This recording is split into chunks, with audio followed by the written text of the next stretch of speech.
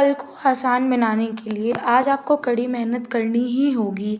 सीताराम, आप सभी को मेरे इस नए स्टडी व्लॉग में आपका बहुत बहुत स्वागत है। और आज मेरी सुबह की शुरुआत हो गई थी सुबह 4 साढ़े 4 बजे के आसपास। और सबसे पहले हमने यहाँ पर कर लिया है ब्रश। एंड उसके बाद जब मैं आकर अपने इस रूम में देखती हूँ तो ये कल रात में पढ़ने के बाद मेरा स्टडी टेबल बहुत मेसी हो गया था। और मुझे मॉर्निंग में मेरा स्टडी टेबल क्लीन करना ही होता है, क्योंकि तब तक मेरा मन नहीं लगता है पढ़ाई करने में। तो हमने क्लीन कर लिया। उसके बाद मैं किचन में आई और अब मैंने 2-3 दिन से अपने डेली रूटीन में ये न्यू चीज़ ऐड की है, मॉर्निंग में गर्म पानी पीने का। तो बस वो हम लेकर के पहुंच जाते हैं अपने स्टडी टेबल पे। एंड आफ्टर इट सबसे पहला काम जो कि मैं आपको हमेशा कहती हूँ कि दिन की शुरुआत हमेशा अपने टारगेट्स को बनाने के साथ करें, क्योंकि मंजिल तक पहुँचता वही है जिसका कोई लक्ष्य होता है। हमारा दिन प्रोडक्टिव तभी बन सकता है जब हमारे पास हमारा कोई टारगेट होता है।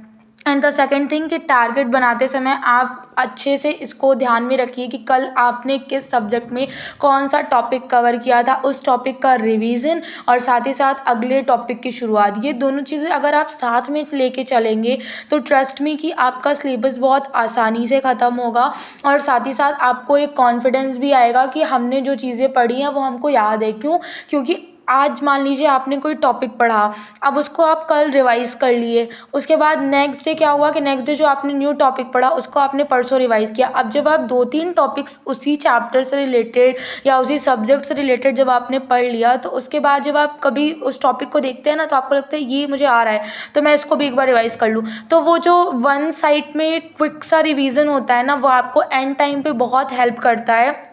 इसीलिए अपनी टू डू लिस्ट जब भी प्रिपेयर करिए तो साथ साथ में ये भी देखते चलिए कि लास्ट में आपने क्या पढ़ा था, उसका भी आपको रिवीजन करना है और उसी के जस्ट आगे एक स्टेप बढ़ाना है।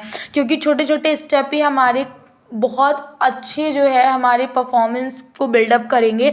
और हम अपनी प्रिपरेशन की जर्नी में बस यही चीज़ चाहिए कि हम जो भी पढ़ रहे हैं वो हमें अच्छे से याद रहे और उन चीज़ों को हम अपने एग्ज़ाम में बहुत ही अच्छा परफॉर्म कर पाएँ, बहुत ही अच्छे स्कोरिंग मार्क्स उसमें हमें मिल पाए।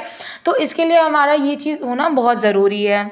सो यहाँ पर बेसिकली हमारी टू डू लिस्ट हो चुकी थी प्रिपेयर, और आप देख सकते हैं कि कल का मेरा पॉलिटी का ये बैकलॉग था, तो उसको आज मैं पहले कंप्लीट करूँगी। उसके बाद मैं अपनी नई टू डू लिस्ट जो आज की मैंने बनाई है इस पर मैं काम करूँगी। सो सबसे पहले हमने वर्णमाला कल पढ़ी थी 16 तारीख को, तो आज 17 तारीख वाले टू डू लिस्ट को कंप्लीट करने से पहले आज मैं पहले कर रही हूँ वर्णमाला की एक्सरसाइज। और ये मैं बता दूँ कि आपको मैं कर रही हूँ आदित्य पब्लिकेशन की बुक से, क्योंकि इसमें हर चैप्टर में जो नंबर ऑफ क्वेश्चंस हैं वो बहुत ही ज़्यादा अमाउंट में दिए गए हैं। और जब आप किसी भी चैप्टर की थ्योरी से रिलेटेड प्रैक्टिस सेट में ढेर सारे क्वेश्चंस को अटेम्प्ट कर लेते हैं तो आपको पता चल जाता है कि वो टॉपिक आपका क्लियर हो चुका है या नहीं। वर्णमाला की एक्सरसाइज करते करते मुझे हो गए थे तकरीबन आधे घंटे, और आप देख सकते हैं कि मैंने इसको प्रॉपर कंप्लीट भी कर लिया है। सो इसके बाद में क्या होता है कि मैं वर्णमाला ख़त्म करने के बाद में मैं एक थ्योरी अपनी रिवाइज़ करी थी जो कि थी मेरी छंद की, और ये मेरे ये शॉर्ट नोट्स हैं जिसे मैंने आपके साथ शेयर किया है। इन दोनों को कंप्लीट करने में, यानी वर्णमाला की प्रैक्टिस और छंद दोनों को कंप्लीट करने में अराउंड मुझे 1.5 घंटे लग गए थे, क्योंकि मैं बहुत अच्छे से चीज़ों को रिवाइज़ करती हूँ।